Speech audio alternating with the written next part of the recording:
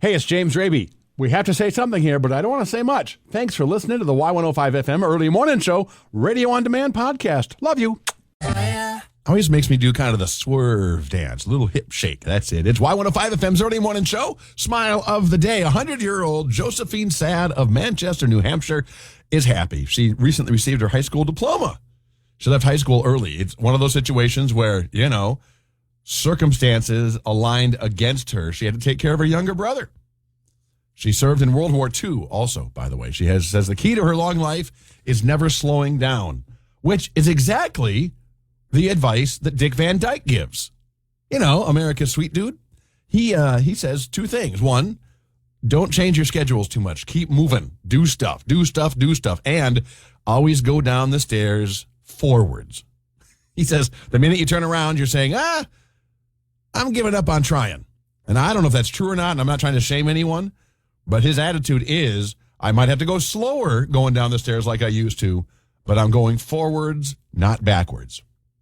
That, I think, is kind of cool. You're listening to Y105 FM's Early Morning Show. It's the Y105 FM. Morning. I don't want to offend Britney fans, but I love that song so much better than the Britney Elton John tune. I'm just saying. It's Y105 FM's Early Morning Show. I'm James Raby, and it's been a while since we've done the Missed Connections. It's the new Y10. Whoop, whoop, whoop. There we go. Hello to the lady who is... that's how we used to do them. This one's not like that. This one is actually a nice thing. Hey, James, I know it's been a while since you've done the Missed Connections thing, but I thought this good deed was worthy of your note. A person, I want to say lady, but who am I to even guess, with a lovely perm, I think that's what his really curly hair is, and a maroon car was ever so kind enough to speed up just a little bit in the slow lane headed south on 52 by the Marion exit when a slew of us were trapped behind someone going 60 miles per hour in the fast lane. So here what we got is a bunch of people stuck behind someone going slow in the fast lane, which, if you see the signs on the road, isn't allowed. And then you got someone in the slow lane speeding up just a touch. I was almost sure the person behind me would take to the ditch to get around, especially when they later bolted around three cars in a no-passing area. And for the record, I know I have a resting face of despair, so I feel exceptionally apologetic if I made them uncomfortable when we made 2 to 3 seconds of eye contact. Super appreciated the speed up after it, though. Seriously, you know what? If nothing else, I hope this tale at least left you vaguely amused, James, as I have been a long-time listener. Thank you so much for that. You're awesome, and I think it's great. Sometimes, we got the presence of mind, we see what's going on around us, and we're like, oh, that's slowpoke. So we move up a little bit. It's like when you see a ton of cars in a really long line at the 2nd Street exit or on Elton Hills Drive, that bridge, 19th Street Bridge, whatever. And there's 2 or 3 cars that have massive spaces between them because they don't want to get rear-ended and then knock a car in front of them. Except that then you've got cars trailing out into the highway that are in danger of being hit by passing cars. So, then you see that those people, there's a long line behind me, whoop, and they move up. They don't need to move up even a ton, just moving up some. With all the cars moving up some, makes a big difference. So whoever it was that was driving the appropriate speed in the slow lane, you sped up a touch, you are fantastic. You are a gift to mankind. You have situational awareness. Humankind. Let's say it that way. If you think I'm wrong, that's okay. You can think that. It'll be a hard weekend for you. But excitement, the fun people can make during a disaster is incredible. But it still gives me the willies to hear that people are swimming in the floodwaters of Hurricane Ian, or Tropical Storm Ian, I suppose. Yeah. Southwest Florida residents are posting videos on TikTok of them swimming through the floodwaters, where there's also alligators and crocodiles and all that stuff. Is it crocodiles too? Sharks and alligators. Oh, yeah, that's better. Sharks and alligators. No crocodiles, though. They're doing fine on that count. Excuse me. Wow. Holy moly. Yeah, no, it's just filthy. Everything in your house, everything on the streets, everything in the yard, all the dog poop. now part of those waters. And I think it's awesome to have the energy and the joy to be able to swim and have fun in that water. I get it. I do. But please keep your mouth shut. Please keep your nose pinned closed, because, man, and don't open your eyes. In fact, if you could just wear a hazmat suit thing just for your head, I think we'd all be better off. Just because there is so much gross in that water, not just sharks and alligators. It is Y105 FM's early morning show. He's accused of threatening North Star bar customers with a gun. Next in the Y105 FM early morning show News Minute. It's the Y105 FM. Rochester man is behind bars after being accused of threatening patrons at the North Star bar with a firearm Wednesday evening. Police found a small amount of cocaine on the man, but say it's unclear how he threatened anyone with the firearm. See his mugshot on the Y105 FM app. Good morning. It's the Y105 FM early morning show News Minute. More news you'll find on the app this morning. A Chatfield man was injured in a crash near Elgin Thursday afternoon.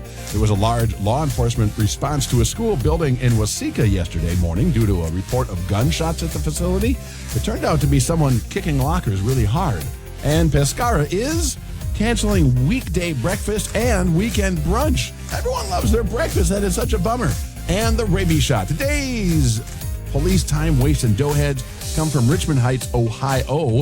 A guy recently called 911 because his sister removed his clothes from their washing machine without his permission. The woman told the police, it was taking too long. It was taking way too long, so I took him out. The police said, you got to work this out yourselves. There's no crime here. And all I can think is, a brother and a sister that are arguing about that? Yeah.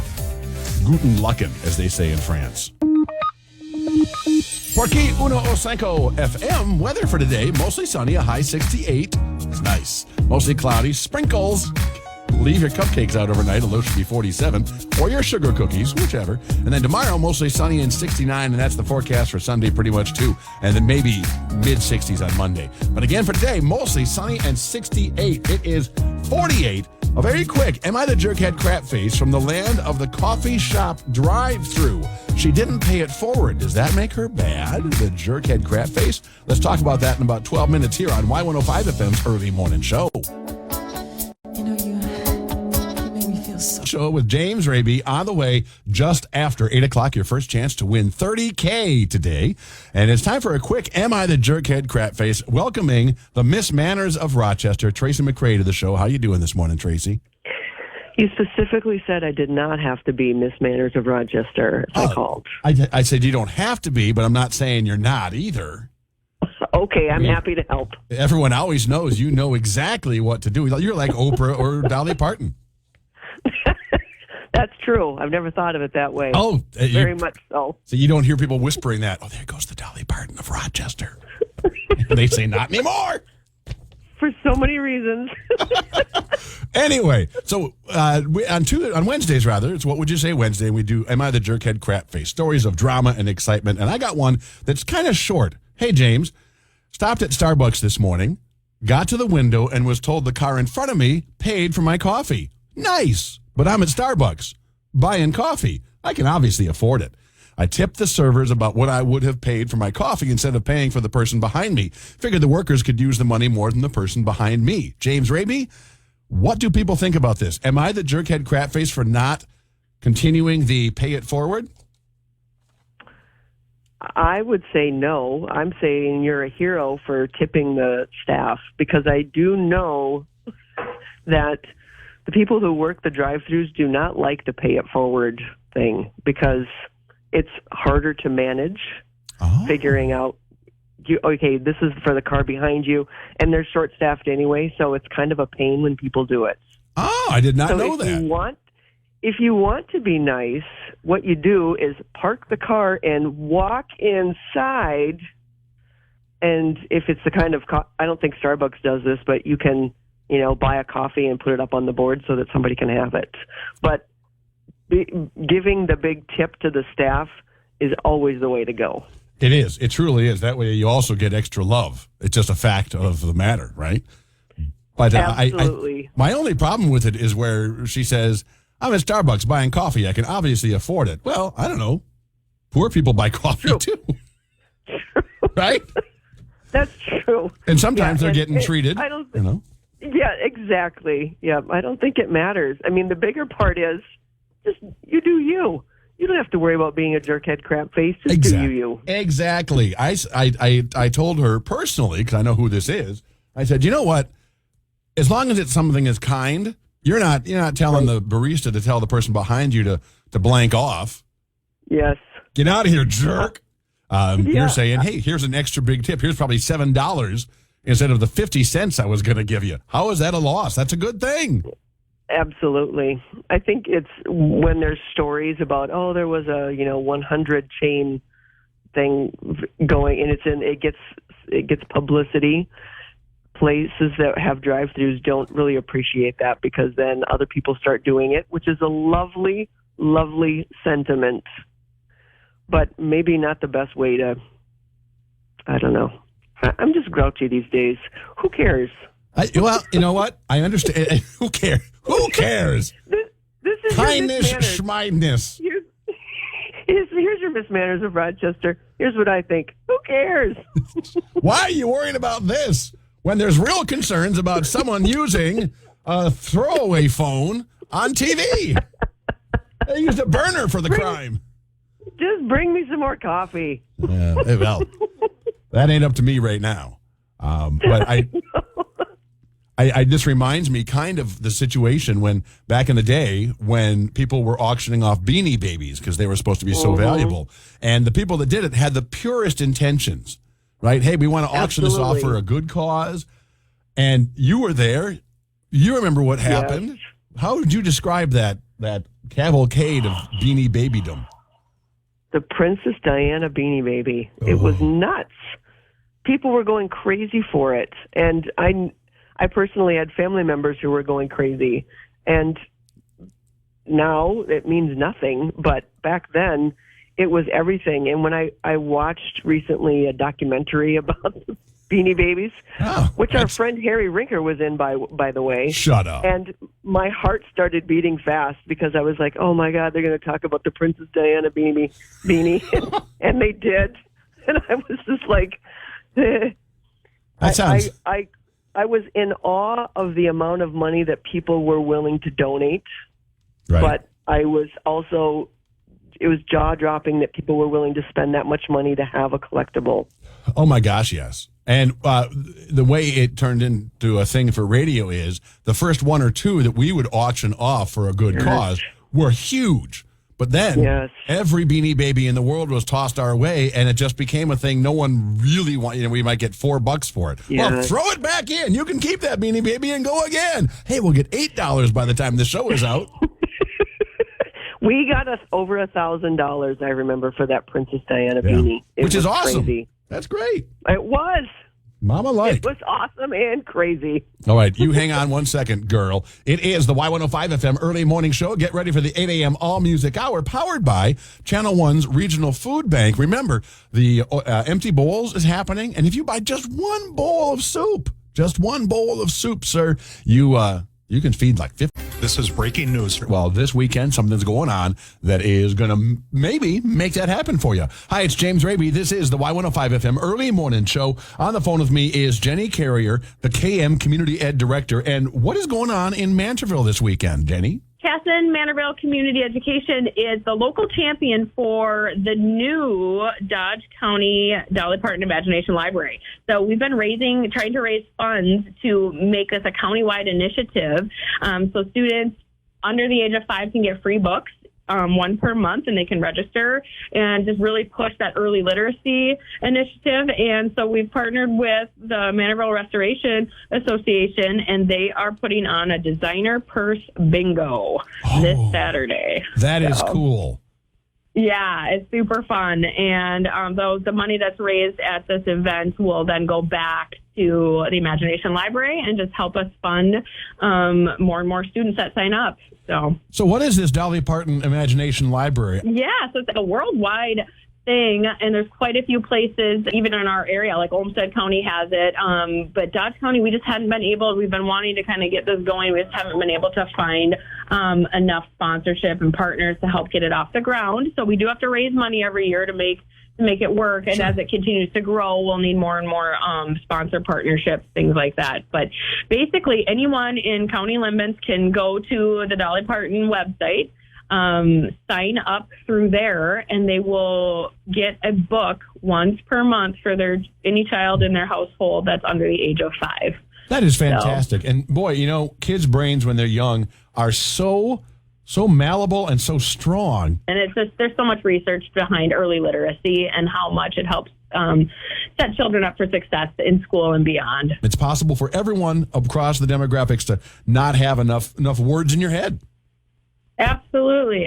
And I think that's part of the initiative, just getting things in the kids' hands. Right. Whether they're actually reading it or not, even babies flipping pictures, flipping pages of a book, and all the skills they're developing, their fine motor. So cool. Well, tell me the who, what, where, when of your fundraiser again on Saturday. Yeah, you bet. Designer Purse Bingo is going to be at the Hubble House on Saturday, October 1st. Doors open at 11. And you can get your tickets in advance for $25 or at the door for $30. And you can get them at the Hubble House, the chocolate shop. And you can basically have drinks or food or anything that's available on site at the Hubble House that day. So it should be a really fun activity. Bring your friends, bring your family, and you can get a designer purse and walk out with something pretty neat. Yeah, you'll have at least one Christmas gift taken care of. Right. And help a bunch of children in the process. Right. Awesome. Jenny Carrier, the KM Community Ed Director, talking to me about this incredible fundraiser going on Saturday, the Designer Purse Bingo at the Hubble House. You can find out more in the story on the Y105 FM app. Thanks so much and have a great day. I appreciate your time today. Yeah, you too. Thank you. I appreciate it. Are you already exhausted from all? It's because no one wants to live with them. In Ohio, we have 2 doughheads that had to call the police over something so trivial. Hi, it's James Raby. It's the Y105 FM early morning show. The first one is about these Ohio doughheads. A man recently called 911 because his sister took his clothes out of the washing machine. But wait, it gets worse. She didn't ask permission. When the police got there, they're like, seriously? And the woman said, well, he wouldn't remove his clothes. His cycle was taking too long. Even the parents don't want them around. A brother and sister living together because no one else wants them because they argue like that over laundry. Oh, for great corn's sake, as they say somewhere in North Dakota. And there's a guy named Adam Lamb who recently hit a moose while riding his motorcycle. He was airlifted to the hospital and treated for injuries. His friends saved the carcass of the moose and plan on roasting it after Adam recovers from injuries. And on social media, I saw a bunch of people making fun of that. It's like, are you serious? You know how big a moose is? How long you can eat moose? Well, if it's chocolate mousse, yum. But why would, sometimes people don't have much money. And if they hit a deer, hey, that is a lot of food right there. If they're not hunters or whatever. And this guy, I don't know a thing about him. But making fun of him for keeping that meat, that's goofy. A chocolate truck overturned yesterday on Interstate 20 in Smith County, Texas. Yes, there was chocolate everywhere. And in Norfolk, Virginia, a truck crashed after another driver cut him off, and it was a pickle truck, and pickles went everywhere. Where's the rabies shot here? Why doesn't that ever happen near here, right? It could happen on Marion Road. I think we'd be okay with that. Highway 52, a little bit too busy, but that could happen there. It'd be hard to get to it to get the pickles and the chocolate, right? That's why you always got to keep some ice cream nearby, handy, just in case a chocolate tanker truck happens to be going by. You're listening to Y105 FM's Early Morning Show. And just after 10, another chance to win up to $30,000 in the Y105 FM 30K Workday Payday. Here's what you missed on the Early Morning Show. Hey, it's James Raby. Thank you so much for listening to the Y105 FM Early Morning Show Radio On Demand podcast. I hope you'll subscribe and tune in Monday through Friday between 6 and 10 for more fun than you can shake a stick at.